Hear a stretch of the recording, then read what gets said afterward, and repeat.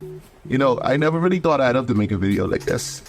It's actually insane because I love the company and I love the stuff that they do, but I just think this getting out of hand. I just think somebody should say it before it gets worse. I use Final Cut. I love Final Cut. Regardless of everything else that's going on, I do everything in Final Cut.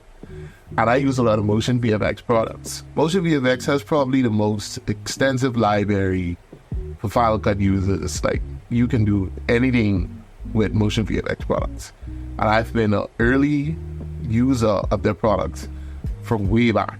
Last year, coming around the same time, they released the rotoscoping tool and the tracker surface tool for Final Cut Pro.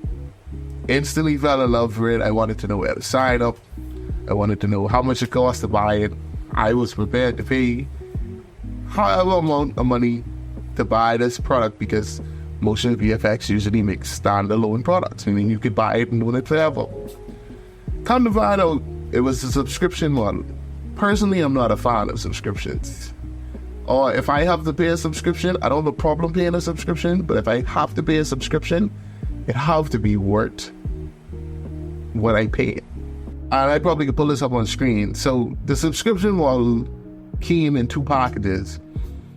It's a 2D plan and a 3D plan. The 2D plan came with the M-Roto AI, came with the M-Tracker surface, and it's supposed to be like continuous updates between the two plans. The 3D plan came with the 3D model and 3D model that still has yet to be released. So the price for the subscription plan was like $283, almost $300, and for the 3D plan I think was almost $400 a year. I have a problem with that because it's like, why are you charging me $300 to $400 a year for two plugins here? Like, granted, the plugins are great, they work. It's supposed to be like continuous updates, and mind you, they've dropped packs for the rotoscoping. So for the person who doesn't know anything about rotoscoping or anything, like, that's great. But I don't think at $300 a year, that's sounds like fine. Maybe the updates over time would justify the price, meaning that the consumer wouldn't feel like he's getting robbed for this great product. Cool. Yesterday, they released a new studio, the MotionVFX Design Studio.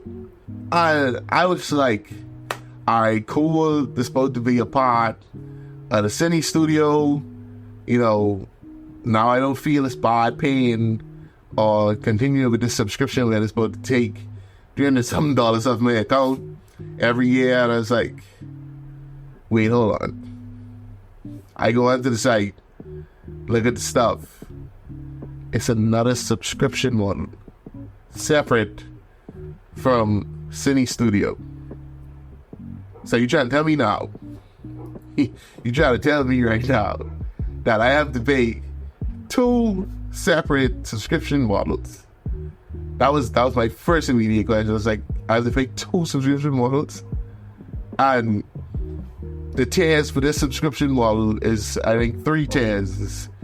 Essential pack, professional pack, and then ultimate pack. And then they also have a combo pack if you have Cine Studio. These aren't great deals. These aren't great deals for what you're getting.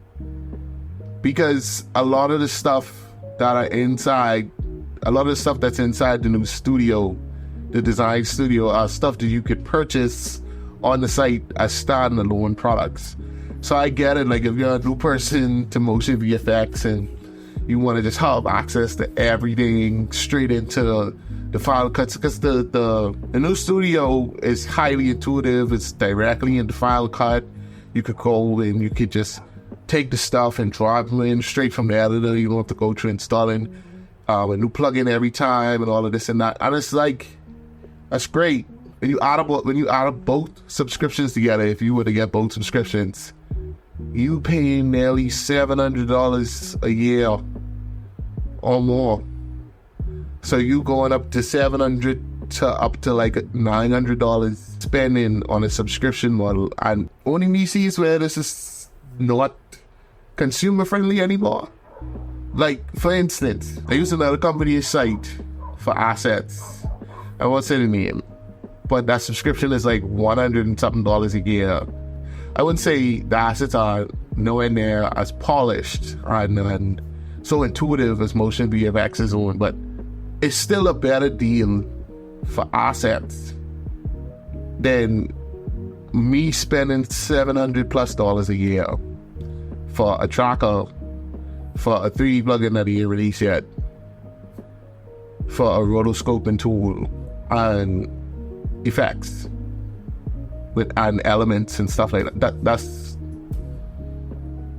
like, nobody else but me sees that there's something wrong about this. I just wanted to say something because, you know, I don't think it's necessarily fair for Final Cut users. To the MotionVFX team, I love your products. I know that the company has to make money, and I know that standalone products may not be sustainable, but it has to be a better way that you guys can create at the level you're creating, and also not try to make me homeless.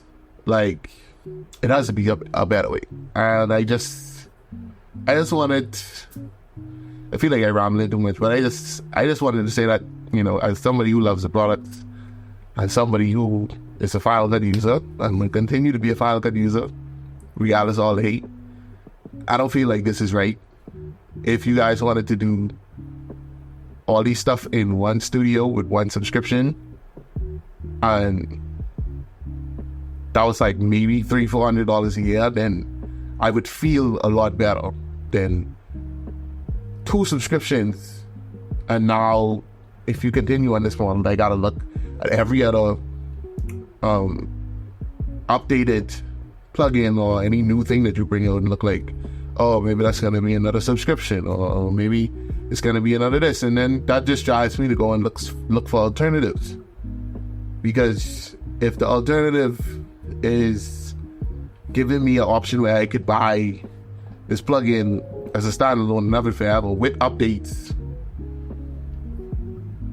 like, and there are other companies that do it. Like, they give you pay for the product, and then you just pay for the updates every year. Like, it'd have to be an easier way to do this than me having to fork up $700. It'd have to be. It has to be.